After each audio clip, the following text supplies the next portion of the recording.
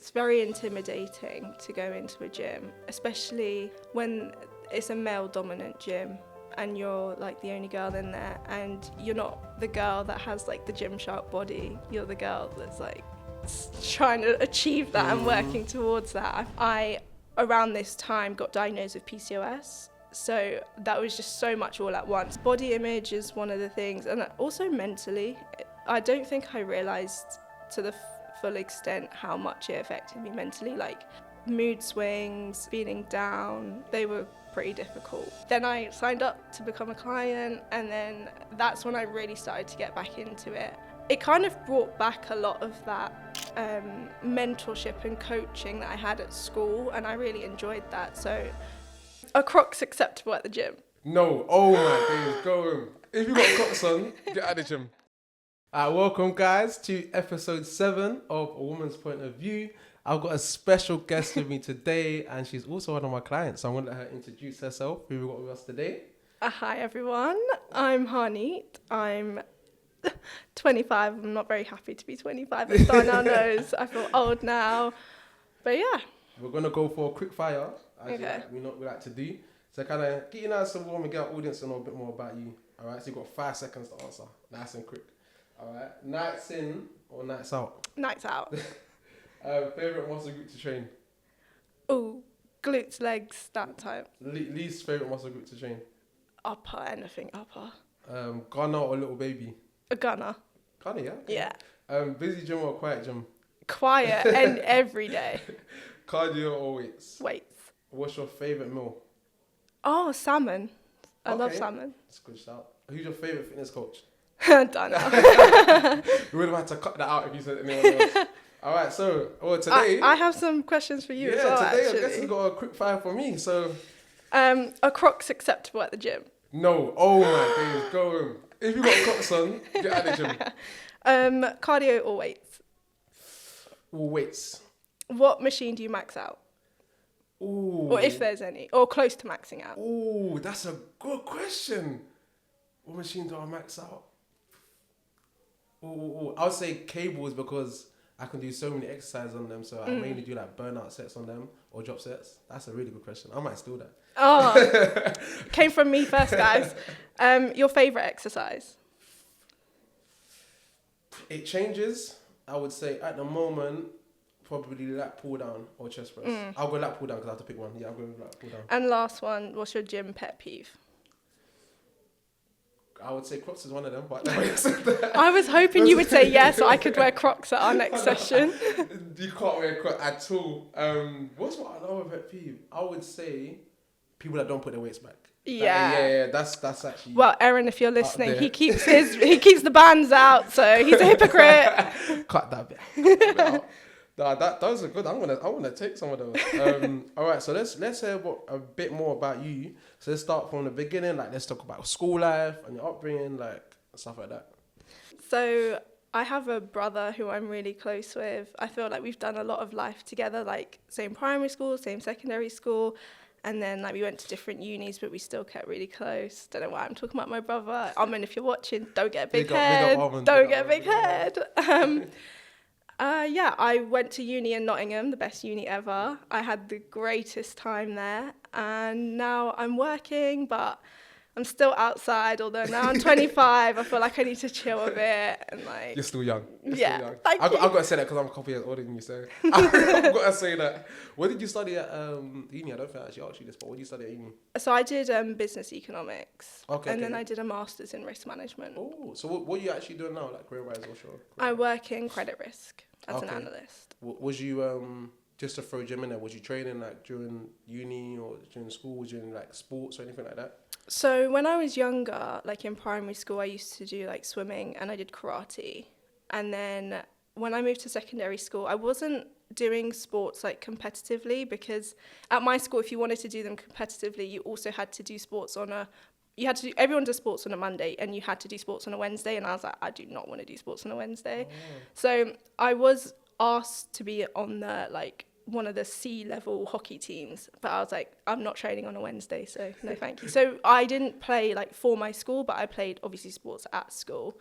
And then it wasn't until sixth form where my school introduced weightlifting as an option, and I was like, so Rihanna, one of my best friends, shout out Rihanna, she was like, we should do this, it's something new, it's something different. And I was like, yeah, why not? So we both joined, and it was like the best thing we'd ever done. I think that was the point where I felt the most confident in terms of like how I look, how I feel, etc. And then at uni, I tried to continue that, but my university did powerlifting as a society, not weightlifting, which they're slightly different. So for example, I went to the first powerlifting session, and I'd never bench pressed, and I just felt so out of my depth, and I was like, I'm not sure if this is for me, I'll just train by myself. And then I was training by myself, and I fractured my ankle because it was a busy gym, and I felt really self-conscious because that was the first time I was also training by myself, like not having the school coach there, not having Rihanna there. And I didn't bail my lift correctly, so I was doing a snatch, and I could feel myself like bailing it, and I was like, it's not going up, but I didn't want to smack it down and make a big racket, so I like landed really awkwardly, the weight landed on my ankle. At the time, I didn't actually know it was fractured, and I just like massaged it for a bit, and it felt okay. So I actually continued with my workout, and then walked home. And then it wasn't until I had a little bit of a nap, and I woke up and my ankle was so swollen. I was like, okay, something's not right. Went to like the walk-in centre. They did an X-ray, and they were like, yeah, you fractured it. And I was like, so frustrated. Also, fun fact, it was 10 years ago from around that time, like I think it was September, I had also fractured my other ankle. So I was like, this is sod's law. Yeah, literally. So I've actually fractured both of my ankles, but that was so frustrating. Like I cried out of frustration. I was like, I can't believe I've done this. But there were some perks. So I had a moon boot. Every time I went out in knots to a club, the bouncers would let me in for free because they felt sorry for me. So there were some pros. But then I lost a lot of confidence after that. Didn't really get back into the gym. And then I know we were going to touch on this, but I, around this time, got diagnosed with PCOS. So that was just so much all at once. And I was like, gym was the last thing on my mind. I was just prioritizing like making friends. It was my first year of uni, so making friends, going out, going to uni, and like, yeah, gym took a bit of a backseat. It wasn't until I left and I came back home and I had like a lot of free time, I was like, I'll try and get back into it. What belt did you get to in karate, brother? Because I used to do karate as well. Oh, I think it was purple. Oh, so wow. I wasn't No, far purple off. belt. Good. You wasn't too far from black belt. Yeah, then. I know. Oh, wow. Okay, I ain't gonna mess with you anymore. Yeah. You got to purple belt. Wow. Yeah. Okay. Just remember, like, how does Japanese from 1 to 10? Absolutely nothing. I've forgotten everything. Wow. No. Okay. For the people that don't know, what's powerlifting? So how would you explain that? Powerlifting, from what I remember, is there are like 3 formations. So it's bench, deadlift, and I can't remember the last one. Do you remember it? Bench, deadlift, and I feel like it's not a squat, is it? Oh yeah, I think it is squats in there as well, right? Yeah. The compound lift, yeah, I'm sure it's squat. Whereas what I was doing at school was like more Olympic style weightlifting. So that was clean and jerks, snatches, deadlift, squats, that type of stuff.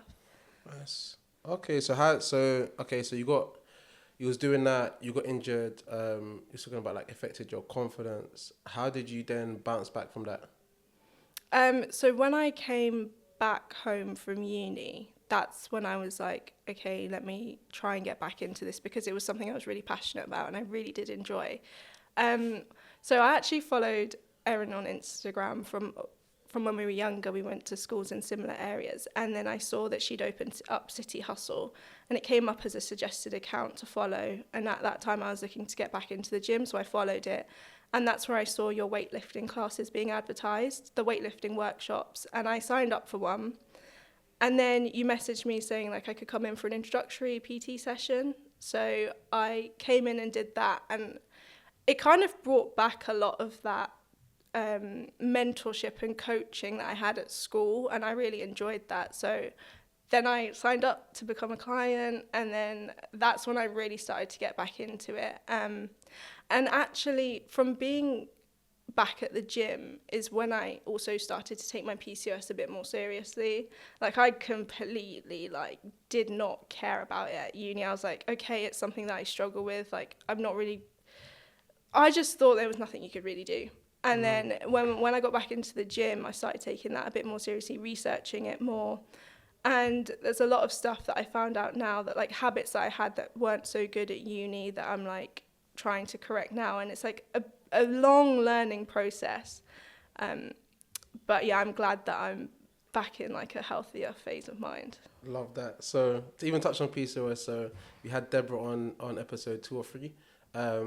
And it was great to hear her end. And a key thing that she mentioned is that different women have different experiences with PCOS. So before we even dive into it, what would kind of be your definition? How would you define like what is PCOS like to you? You've come this far in the podcast. However, majority of you guys that watch don't actually subscribe to the channel. So all I ask for you guys is to please like and subscribe. It's going to help me to grow the channel and be able to spread the message to more women. Thank you. Let's continue on with the podcast. What would kind of be your definition? How would you define like what is PCOS like to you? So it's a hormonal imbalance. And I think from what I've read, and obviously I'm not a doctor, so I don't know completely. I'm not claiming to know completely either. But I think a lot of it is to do with insulin resistance. So your hormones being off or your insulin being off, those two interact, and it makes it basically so that you're more susceptible to grow cysts in your ovaries, and it messes with your menstrual cycle a lot. So when I was at uni, there were like months where I wouldn't have a period, and then I would be on my period for months at a time, and like you have to take medicine to stop either one because they're not that, it's not good. So when did you actually find out? Because I know a lot of women have PCOS and they don't even know it. So when did you find out? Like, how old were you? So I was tracking my periods, and I realised that I hadn't had one for a while. So I went to my doctor to talk about like having irregular periods, and she did a blood test, and it was the result of the blood test that showed that I had some of the symptoms of PCOS, so the hormonal imbalance, and then you go and do an ultrasound, and that also showed that I had some cysts. So that's how I got diagnosed, and that was in my second semester of my first year of uni. Okay, so what was your first thought when you found out? Did you know what it was? Were you thinking like, no? Like, how did you react? Like, did you just brush it off? Like, what was your first initial thought? So at the beginning, I was like, oh right, all it means is that I'm not gonna know when I'm coming on my period. That's fine, I don't really care. And then, so that was my initial reaction, kind of brush it off. And then as I went through uni, and obviously you have stresses at uni, like with coursework, like, you know, relationships, friendships, whatever. And the stress takes a toll on your body as well and really impacts PCOS a lot. So I would say I really started to notice it and get down about it in my like third and fourth year. I think also my fourth year, I was doing my masters, and like some of my friends had left uni, so that was like probably an added stress. I was living by myself in a studio flat. Obviously I had made friends as well, but like living by yourself is a new and different thing. So I'd say that's when I really noticed it. And then maybe subconsciously off the back of that, when I came back home, maybe that's why I started to take gym and PCOS a bit more seriously. So what are the impacts that PCOS have on you, and how have you managed to navigate that? So PCOS, what I've noticed for me is it makes it a lot, and for a lot of other people as well, I think Deborah mentioned this as well in her podcast episode, it makes it easier to put on weight and harder to lose weight. And that was like body image wise, that's really something that's difficult for me. And like I said, I'd gone from feeling and looking the best during sixth form and being the most confident to then going to uni and having that like really deplete. And I was like, yeah, that was tough. So I'd say body image is one of the things, and also mentally, I don't think I realised to the full extent how much it affected me mentally, like mood swings, feeling down. They were pretty difficult, but yeah, I think when you go back to the gym, you get back into a routine. Like moving home, perhaps actually it was like the stresses of uni had gone. When I moved back home, my periods became regular again. Not like on a, whatever it is, 28 to 33 day cycle, but my cycle length was consistent. It was consistent. I wouldn't say regular. It was consistent. And that was like, oh my gosh, like I didn't realize how much stress actually affected me. And it was like the stress on my body, even though you don't think it's happening, like your body can be under stress. So even like down to diet as well. How important is that with PCOS? 'Cause I know that plays a massive impact as well. You can talk a bit more about that as well. Yeah, so with PCOS, you're supposed to prioritize eating foods that are low on the glycemic index. I think diet is something that I'm still working on, and like I wouldn't say that I meal prep or like really plan out my meals. I mean, I live at home at the moment, so my lovely mum, whatever she's made is what I'll eat. But I think that's one of my next goals, is to really take more ownership over my diet and like think about what I'm eating. I don't really know. It's quite confusing because I do try and research it, but what I find is that there's a lot of conflicting advice.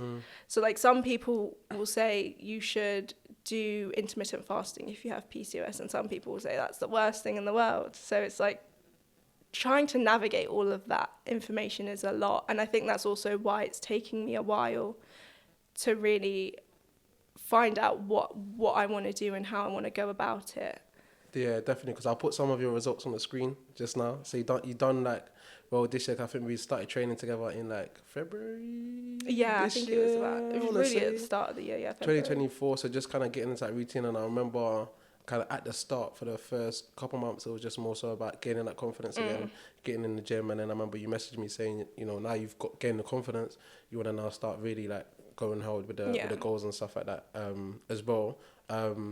We'll go back to the PCOS, but what kind of, when you say with confidence, what kind of things were affecting your confidence in going inside the gym? Was it the people in the gym? Was it just not knowing where to go? Like, what was it exactly about the confidence, or was it overthinking? Like, what was that?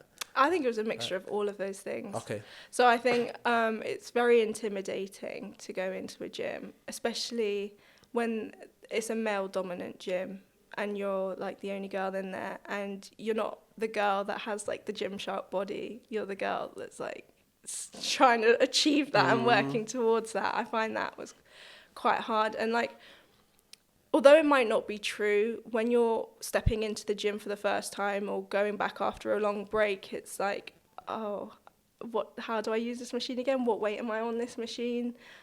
Building that routine back up is quite daunting and intimidating, and you think that everyone's like looking at you and thinking, wow, she's so silly, her form is terrible. So I'd say it was a lot of overthinking, and I am more confident, but like I still say to you, there are times where we're training together and we've got a session booked maybe on a Monday in the evening, and I'm like, if you weren't here and we didn't have this session, I might turn around and walk back out because it's just a lot. And like, it's busy, and you don't want to ask someone like, can I use this machine? And it's like, then you've got to off the cuff think of something else to do instead. And yeah. I guess the main thing I tell people with that, because I have a few clients that kind of literally what you said, like they will say the same thing, and they're all women as well. So I know that it's a big barrier, and I always tell people like, don't try and work out overnight, because it's gonna take time, like to get confidence, able to confidently train by yourself in a full gym. So it's just about doing bits and bobs. So like, let's say for example, how I recommend people what to do, like in the weight room. If you go in one day, just do one exercise, a few sets, and then leave, and then come back and then gradually build it up, rather than thinking you've got to do this, that. It's better to kind of build it up. So there's some advice for people like that actually are training by themselves and trying to work it out. There's something that you mentioned as well, which is really important. So you said like the Gymshark body, and I feel like nowadays, again, we're pretty much the same age, like growing up, we've kind of, the generation that we grew up on social media. So I feel like there's a lot on social media that's like, again, conflicting information, like you said, but there's also that comparing yourself to others. And naturally, as humans, we do it, because there's even like, for myself, I'll compare myself with like other people as well. That's how you just think, because everything's in your face. So would you say social media has positive, negative impact on you? Has it affected your confidence at any point? Like, I would say social media didn't really impact me much until maybe I was in uni and like going through the PCOS and like not going to the gym, that sort of stage. I wouldn't say I'm overly harsh on myself, but like sometimes you look at a video and you're like, oh my God, wow, like I don't look like that. Could I look like that? Will I ever look like that? Type of thing. Like I try to train as hard as I can whilst trying to maintain like a social life. You need to know the balance. Yeah, it is about balance, but yeah. Nice. Yeah, that's answered my question. 'Cause like I said, naturally, like as humans, like we'll compare ourselves to other people. So sometimes it's kind of, we should look at people for inspiration, but not kind of have that self-doubt. But then sometimes it's easier said than kind of done, because sometimes actually you just have those like kind of instincts. So let's go kind of back to PCOS. What advice would you give like a woman out there that's just found out they've got PCOS? Like, what's the first thing you'd recommend to kind of do? I would say make sure that you're exercising and either maintaining your weight or losing weight if that's what you want to do. But that will help. Well, in my experience, it helped me to maintain regular, consistent periods. So I would say go to the gym. Also, I think food is really important, and it is difficult, but like maybe speak to your doctor or nutritionist or something. Like, I mean, this is advice I should be taking myself, so don't worry. It is daunting at first, but also prioritize your mental health. So what do you do right now for your mental health in terms of like, what do you do right now for your mental health? I think just talking to people about and being a bit more open about what's going on in my life or what I'm struggling with. It helps that I now have a boyfriend to rant to. Has that helped with your being in a relationship? Has that helped with your training or just in general? And again, like you said, it's good that you've now got someone to talk to. Yeah. But how has that helped you, like now being in a relationship? It's helped with my confidence a lot. I think, like we keep saying, like balance, like trying to balance going out, seeing everyone, seeing my friends, and going to the gym is something that I'm struggling with a bit. I would like to go to the gym more than I do, but I'd say he's been really supportive and really nice. Over that, I feel like it's important to have someone that's supportive in your relationship along with you in that journey. But yeah, we definitely gonna bump up an extra session. I'm trying. You're working on, but I mean, we're working on it. It's better than like not going at all, and you're definitely getting there. I mean, if we're being truthful right now, actually, something that's just occurred to me, I think maybe one of the reasons I struggle to get into the gym that second time a week, because I do Pilates once and we do our sessions once, and we're trying to implement another day where I go independently. I think it's a lot of that is to do with like I don't want to step into the gym by myself and like be intimidated by who's there. So I'm trying to time it to when I think the gym's going to be empty, and then that sometimes is difficult. Yeah, I think it's because I know you usually train in the evening. Yeah. And again, you've got your plans, so you kind of know what exercises you're doing on the plans and stuff like that as well. Like, it may be good like one day before work, because I know with the gym that we train at, it's normally quiet in the mornings, or a day that you work from home. If you come in the midday, I guarantee if you go in and you go in a couple times, you won't care like who's around you. But we'll definitely like even like after the pod, we'll talk about ways that we can kind of get you in there, because once you can get that confidence to go and train by yourself, you're just gonna keep going. And I thought that was the main reason. Yeah. I knew that was the main reason, to be honest. But again, it happens, and we'll definitely work towards like building it up anyway. But what would you give your 16-year-old self? What advice would you give? Oh my God, I would say don't stop weightlifting. I would say keep that up. I think that's an interesting question, because 16 is when I was like most confident, I'd say. In terms of gym. Okay. Like I would, at that age, all these feelings we're talking about, feeling overwhelmed when you go into a gym. I used to walk into, Barking, the Better Gym. Oh yeah, the Better Gym, yeah. They have that strength and weightlifting section. Yeah. I used to walk in there, didn't care. I used to do my snatches in front of everyone. I used to do clean and jerks, make the most noise. I didn't care. And people used to come up to me and talk to me, because I was quite young doing all of those type of exercises, and they were like, wow, that's really cool. Like, or some people would give me advice because they were also doing it, and I really felt a part of the gym community at that time. So I would say don't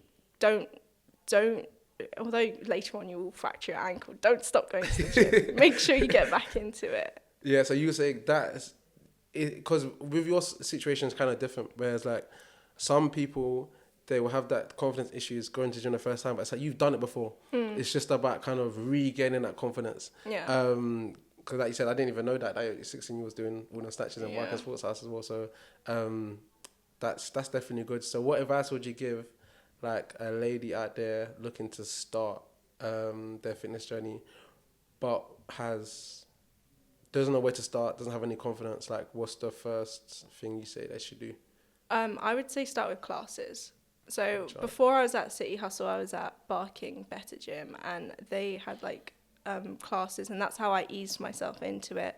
But then I felt like I kind of plateaued, and I was like, I'm not really achieving what I wanted to, and that's when I moved to City Hustle and like started the weight, because they weren't doing weightlifting in the way that I wanted to, and you had the weightlifting workshops.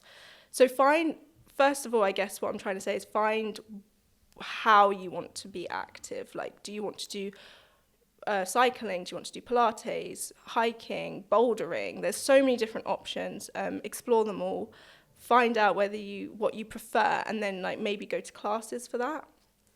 And then, I think classes are actually the best way. And then it just so happened for us that the natural progression was to start PTing together because of what my goals were. But yeah, I think classes are a great way to start. Why weightlifting? What kind of inspired you to? Because from such a young age you was doing weightlifting. What was about weightlifting that you was like, you know what, I like this? I think it matches my personality. It's like you're like persistent to go for like the higher weight and achieve more, and then when you do, I remember when I snatched my PB, I can't even remember what it was, probably wasn't even that much, but I remember when I snatched my PB at school and I was like, oh my god, I did it. Like, I think I have a video, I might even be able to send it to you. But like, it was so much fun, like pushing yourself, and also I think I quite enjoyed the fact that I was a female doing it, and it's quite seen as quite a male thing, and I was like, yeah, I can do this. Like, my brother's very sporty, so he was always doing sports, and I was like, yeah, but I'm doing weights. So talk about your brother, because you said you guys are really close. So let's talk a bit more about that. Like, was your brother training at the same ages as well? Like, what was he doing during that time in school when you was doing the weightlifting? 'Cause I know he's 22? 23, yeah. 23, so cool. He's a couple years younger than you. Yeah. So when did he start training and stuff, and how did that impact you as well? So he's been very, very sporty from a young age. Like, he used to play cricket, also used to do karate with me, swimming with me as well. And then throughout school, he was always playing on sports teams, like First 11, for example, and that just wasn't really me. So he's always been sporty and being active, and he's always looked at how he can better his diet and his nutrition. Like, he's very, very dedicated and motivated. Like, even when I was leaving the house now, he's meal prepping at home. Oh, I love that. He's so strong as well. Yeah. So I'm training Hunt's brother as well. As I said, big him up. And he is so strong. Like, he's squat. I remember Why are you he said gassing him up? I have to shout you out. His squat was like 150, 160, something like that. So I can definitely tell that that's definitely helped you as well, I guess, and probably maybe even helped him, like, training together or whatnot. Oh yeah, remember when we trained together during? We got so competitive. Yeah, like, put you guys together, put you through a little circuit. I was like, wow, not see what this hard. It's like, and that's another important thing. I think, again, I had my sister on the pod last week, and how impactful that was for me growing up. So I feel like having that within a family, like, is so important. And even like when you eventually one day have kids and stuff like that, you can then pass that on to them. But what ages would you actually get your kids, like, involved in, like, sports and things like that? Oh, actually? from young. Talking about, I was doing swimming from really, really young, and swimming's a great first thing to do, I think. So yeah, from young.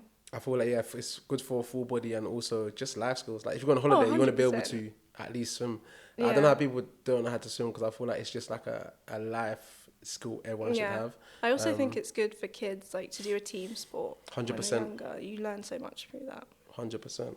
All right, love that. So is there anything else you want to add on? You want to touch on that maybe we've missed, or any questions you've got for me, or anything else to add on? I don't have anything else that I wanted to say, but let's hear about your fitness journey. Oh, my fitness journey. Okay. So I started off playing football. No, before I even started playing football, actually, I started karate. That's what actually what brought me was. Yeah, I didn't get as far as you. I think I only got to about yellow belt. Okay. But not only was it good for like, this was in like primary school. They said don't use it. I was using it in school, like. But it was good for me discipline, especially being like a young boy. Having the sensei was so strict, so he proper like put discipline like into us. Yeah. So yeah, had karate. Then I stopped that because I really loved playing football. And then while I was playing football, I was at a youth centre where you could do like table tennis and pool and all those kind of things. And then there was a gym, and they said you have to be 15. The same week I turned 15, I went in the gym, but my kind of situation was different where all of the boys that were there and training with, they were older than me. So I'm 15 training with like these boys that are 20, 21. So I kind of had people showing me the ropes. So by the time I got to like a year or two after then, I qualified as a PT when I was at 17. So I qualified quite young, and then I was training people here and there, but then I got injured. I was playing football at the same time. I got injured when I was 20, and that's when I really started to use like the qualification and build TSM. That's when I started TSM. I think that might be my first year too. That's why everyone's like, how old is you there? Don't know if you guys can see that, but yeah, there's a picture. I'll put that picture on the screen. And then since then, picked up boxing. I just love like all sports. Like, I'm someone that like literally like badminton, boxing, and I feel like for me, again, growing up, I was doing swimming as well. For me, that just kind of kept it fun for me. So yeah, it's definitely good hearing about like your upbringing, your journey, again, PCOS, and I hope that people can take a lot out of that as well. Where do you see yourself in 10 years? Honey, in 10 years, actually. Where do you see yourself in 10 years? Oh, this question last time. Oh my God, that is such a good question. In 10 years' time. In 10 years' time, well, I hope to be a mum. With kids who are active, and I'm active with them. Oh my gosh, in a job that I like, yeah. What job would that be? What career would that be in? Something in credit risk. Okay. Well, I enjoy what I do, and I just want to progress in that. Have you got anyone you want to shout out, or anything you want to shout out before we go? Well, I think I should shout out Revo, Rihanna, Amen, like you three, yeah. Yeah. Okay. Greatest people in my life. Cool. Thank you so much for coming on. That's episode 7. Yeah. Episode 7. Thank you so much for tuning in, and we'll see you on the next one. Whee! Thank you for watching, guys. Make sure you like, comment, and subscribe. Tune in for next week. Love that.